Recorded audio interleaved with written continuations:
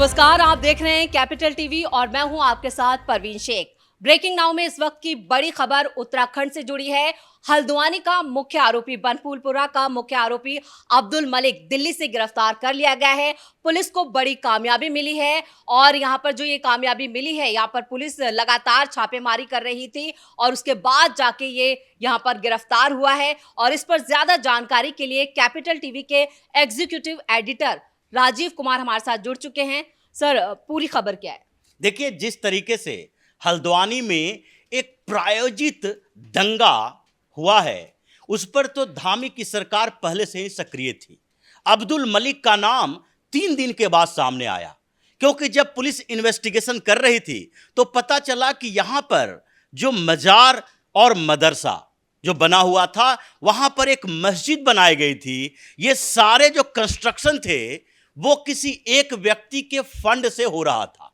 इन सब के लिए पैसा दिया गया था। वो पैसा देने वाला एक ही व्यक्ति था, क्योंकि वहां पर उससे पहले ये मजार और मस्जिद नहीं थी और ये सरकारी जमीन है। जब डील की बात की गई कि कहां से ये पैसा आया, तो फिर एक नाम आया अब्दुल मलिक का। अब्दुल मलिक जो पहले भी इस तरह के कामों में संलिप्त रहा था, वो कंसंट्रेटेड पॉपुलेशन देखना चाहता था मुसलमानों के लिए, जो उसकी राजनीतिक महत्वाकांक्षा का एक बड़ा कारण था। वो चाह रहा था कि राजनीति में अगर पैर जमाना है तो अभी हिंदुस्तान की राजनीति में अगर किसी जगह से चुनाव लड़े तो वहां पर हमें यह तय करना होगा कि first pass the post system में वोट किसके ज्यादा हैं।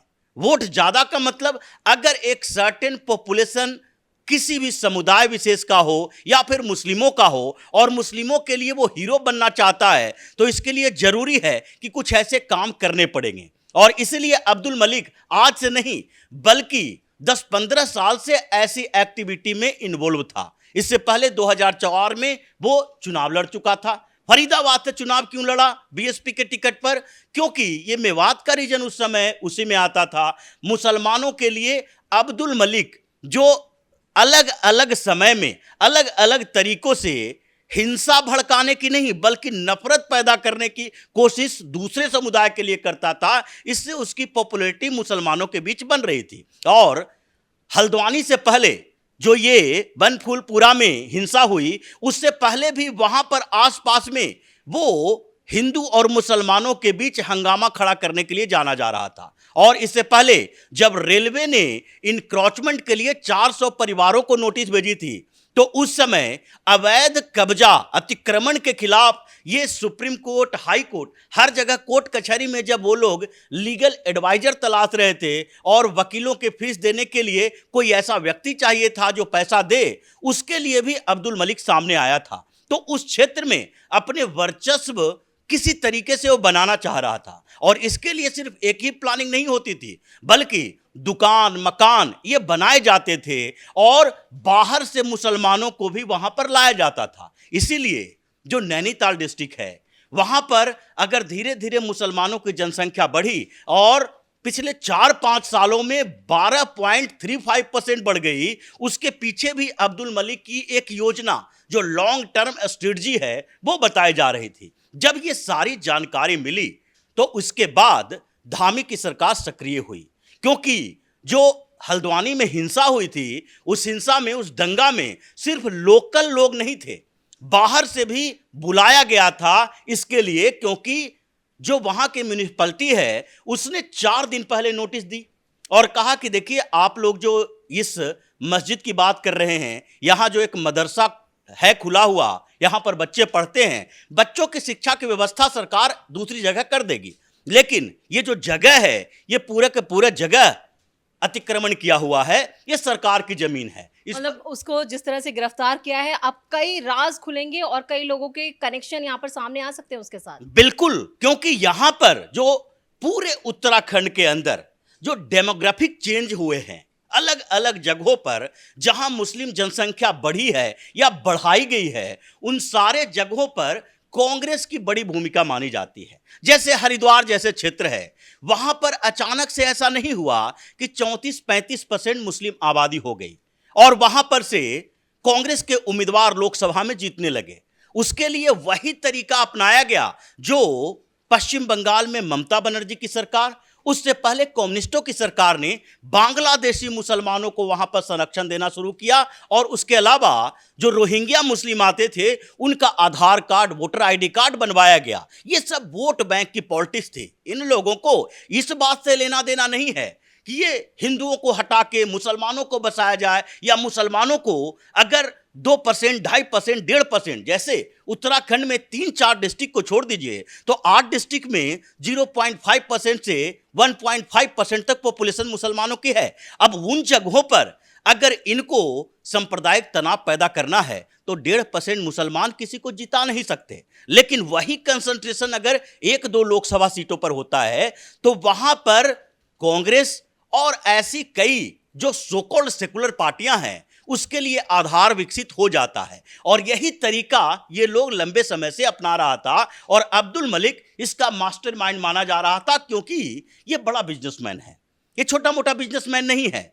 इसके दादा परदादा भी वहां ब्रिटिश काल में ही बिजनेस किया करते थे, घोड़ों का व्यापार था। वहां से ये धीरे धीरे उत्तराखंड में अपना बिजनेस विस्तार किया। गवर्नमेंट कॉन्ट्रैक्ट भी मिलते रहे, ज्यादातर कॉन्ट्रैक्ट पिछले कांग्रेस की सरकारों में मिले और इसके कारण कांग्रेस के नेताओं के साथ अच्छा संपर्क भी बना और उससे पैसा भी कमाया। इसीलिए जो सार्वजनिक संपत्ति का नुकसान हुआ था इस दंगा के दौरान, उन सब की नोटिस इसके पास भेजा गया था। 2.4 करोड़ रुपए की नोटिस धामी की सरकार ने भेजी और उसके बाद इसके खिलाफ लुकआउट नोटिस जारी किया गया कि इसे सरेंडर किया जाना चाहिए। लेकिन अगर लीगल कार्रवाई है, कानूनी तरीके से आप दूसरे लोगों के लिए वकील खड़ा कर रहे हो, सुप्रीम कोर्ट में बड़े बड़े वकीलों की फीस देने की आपकी औकात है, आप जानते हो अगर कि हमारा इसमें कोई लेना देना नहीं है, मेरी कोई भूमिका नहीं है, तो ऐसे में आप भाग क्यों रहे हो?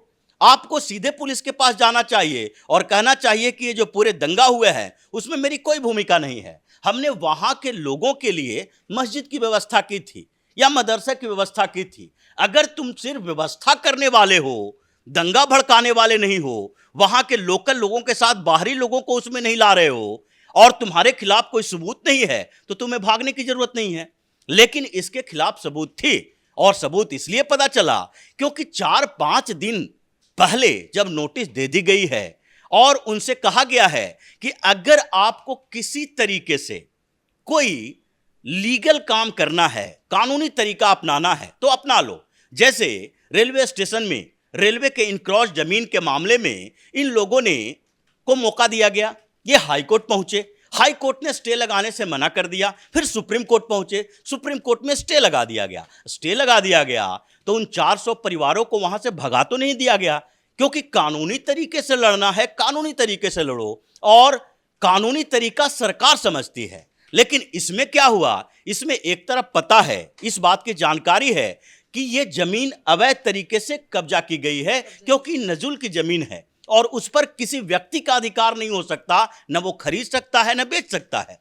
कॉन्ट्रैक्ट लिया जा सकता है अगर सरकार ने नीलामी की हो तो, लेकिन वो नीलामी की जमीन भी नहीं है। अगर सरकार के ध्यान में आया और वहां पर अवैध अतिक्रमण को हटाने की कार्रवाई की गई तो अतिक्रमण के लिए नहीं देखा जा सकता कि यहां पर मंदिर है, यहां मस्जिद है, यहां गुरुद्वारा है। अगर इसी तरीके से धर्म के आधार पर सरकारी जमीन पर कब्जा किया जाता रहा तो हिंदुस्तान में फिर कोई ऐसे बेहतरीन जगह नहीं बचेगी जहां पर मंदिर, मस्जिद, गुरुद्वारा नहीं खोल दिए जाएंगे। इसलिए सरकार ने अपने तरीके से काम करना शुरू किया, आप लोगों को इन्फॉर्म किया और इन्फॉर्मेशन का जो इन लोगों ने गलत फायदा उठाया। जब इन लोगों को पता चला कि अब कल बुलडोजर यहां आने वाला है तो उससे पहले ही इन लोगों ने आसपास के दूसरे इलाकों से मुस्लिमों को बुलाया, युवाओं को भड़काया और उसमें अब्दुल मलिक की बड़ी भूमिका थी, क्योंकि पैसा तो यही दे रहा था। तो इन लोगों ने लोगों को बुलाया और वहां पर छतों पर पत्थर रखे, बोतल में पेट्रोल भर भर के रखे, बम बनाने के तरीके वाले लोगों को बुलाया और जब पुलिस की गाड़ी वहां गई तो पुलिस की गाड़ी में आग लगा दी, पुलिस वालों पर हमला कर दिया। तो इसका मतलब है कि आपको कानूनी तरीके समझ में नहीं आते हैं। तो जब गैर कानूनी तरीका अपनाओगे तो फिर उसके बाद सरकार कार्रवाई करेगी ही। और उसमें अब ये अब्दुल मलिक को ढूंढ ढूंढ के दिल्ली से फिर गिरफ्तार कर लिया गया है। इस गिरफ्तारी के बाद अब्दुल मलिक बताएगा कि वो कैसे इस पूरे दंगे को प्रायोजित किया था और उसमें कौन कौन से ऐसे लोग थे जो इसकी सहायता कर रहा था। इस तमाम जानकारी के लिए बहुत बहुत धन्यवाद। धन्यवाद। तो यहाँ पर अब्दुल मलिक अब कानून के शिकंजे में फंस चुका है और हल्द्वानी यानी बनफूलपुरा हिंसा का मुख्य आरोपी एक एक राज उगलेगा और इसकी गिरफ्तारी के बाद यहाँ पर इस पूरे हिंसा के तार किस किस से जुड़े हैं इसका भी खुलासा होगा, क्योंकि धामी सरकार काफी एक्शन में थी, लगातार दबिश दी जा रही थी, जिसके बाद इसकी गिरफ्तारी हुई है और अब देखना यह है कि पुलिस इससे क्या क्या राज उगलवाती है। ब्रेकिंग नाउ में मेरे साथ इतना ही।